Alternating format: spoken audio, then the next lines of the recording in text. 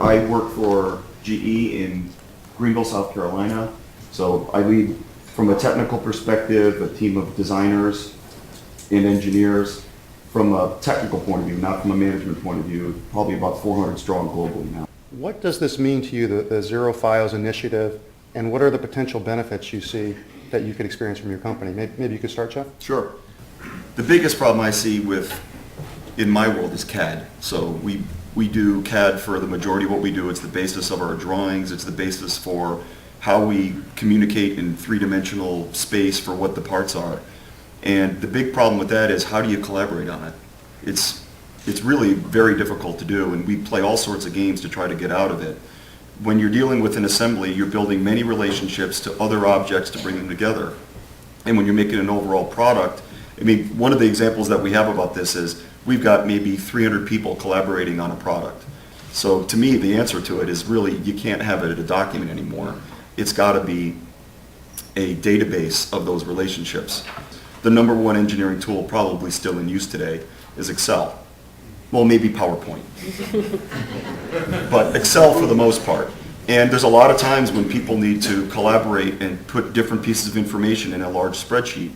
And anybody that's ever done that before, you immediately feel that pain. I mean, you have to take turns doing it. Maybe it's on a shared drive and you take turns. Oh, it's locked. Are you sure you want to open this? You won't be able to change it. Or you email it back and forth. I look at a lot of this stuff as really taking information that's in documents and putting it into data in a broader sense. And some of the stuff that ENOVIA does out of the box with the part centricity, where you've got a part with metadata and relationships to other things, we're taking advantage of that right now with regard to our drawings. Up until 4 years ago, we were a drawing-based business, and we still struggle with that fact that everybody else seems to think of things in terms of drawings. But in reality, you can get a lot of reuse benefits by having relationships to specifications rather than copying that information and putting it on the face of the drawing. Getting back to the CAD aspects of it, one of the issues that you have with assemblies is that you're downloading more than you need to. So whenever you're dealing with something, an assembly, you're dealing with a prescribed combination of things in a hierarchy. Nobody except maybe one person needs that specific hierarchy. They need some other subset of what's overall there. So if I've got this big frustrum of assembly and I only need that and that, I've got to connect with all of this in order to get those two things in the right place, which in my world, because we don't use CATIA for the majority of our work, that involves taking every book in that bookshelf, downloading it to my machine, and then requiring an additional filter to give them only the 2 or 3 things that they need in order to do their job. To me, that problem essentially can be solved if it was simply a database and you had a way to be able to search based off of either proximity or metadata or whatever you want. Just give me the 2 or 3 things that I need. And that gets a little bit to Bob's point too. I mean, network bandwidth and so on.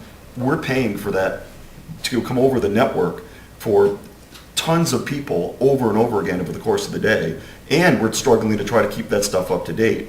So if Chris Palucci makes a change to something that I've got used in my assembly in Greenville and he's in Schenectady, New York, how do I know what to update and what not to? I've downloaded 5,000 things. It's now going to go figure out all of those. Meanwhile, I only really needed these 2.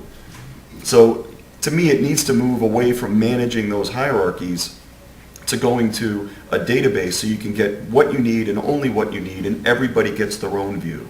Or another way of looking at it, you support no views, no prescribed hierarchy, so you can support them all. And I think that's what we need to get to in order for us to be more effective, because nobody in GE wants to pay for people to sit and wait for stuff to download to their machine.